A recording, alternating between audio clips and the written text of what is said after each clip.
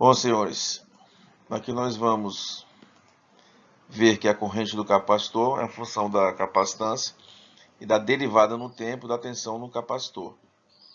Ok? Só relembrando aí a convenção passiva, corrente e tensão em sentidos contrários, relação corrente e tensão é positiva. Corrente e tensão no mesmo sentido, a relação é negativa. Convenção passiva, a mesma convenção adotada para resistores, nós vamos usar aqui em capacitor, tá ok? Então, muito cuidado com relação a esse sinal para você não se perder.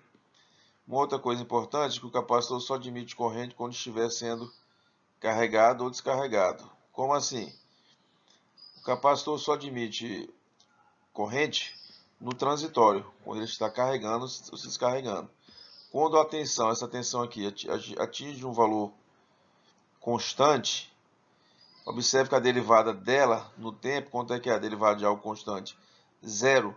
Então, o capacitor no regime estacionário ou no regime permanente, quando as coisas se estabilizam, a corrente no capacitor quanto é zero. Por isso que se diz que o capacitor no regime estacionário funciona com uma chave aberta, não passa a corrente por ele, ok? Então, uma maneira fácil de ver isso é só ver a fórmula, aplicar a fórmula matemática da corrente em função da derivada do capacitor, tá ok?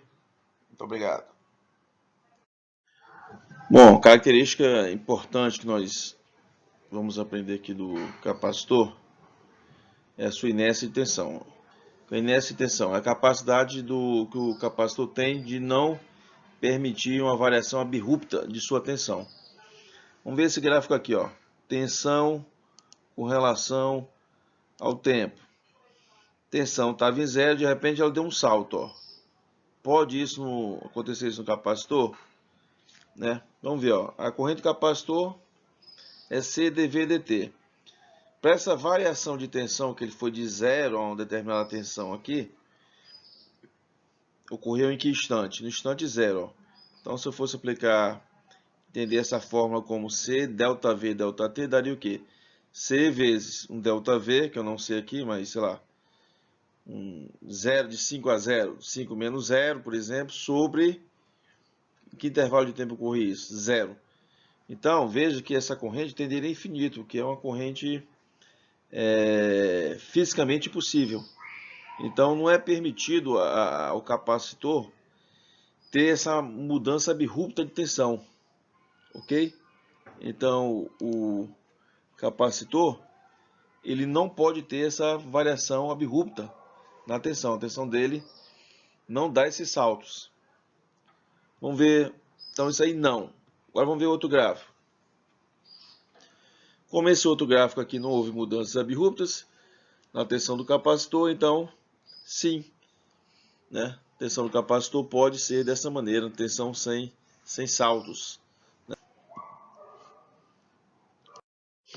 Um exemplo prático de aplicarmos a inércia de tensão, né? Esse exemplozinho que nós temos aqui de um circuito. Circuito bastante simples, né? Veja que imediatamente antes de eu fechar a chave, eu não tinha nenhuma tensão aqui no capacitor. Tensão no capacitor quanto é que é? Zero. Ok? Eu não tinha tensão. No instante, imediatamente antes de fechar a chave. E esse instante que eu iria fechar a chave é o instante de 0 segundos. Tá bom?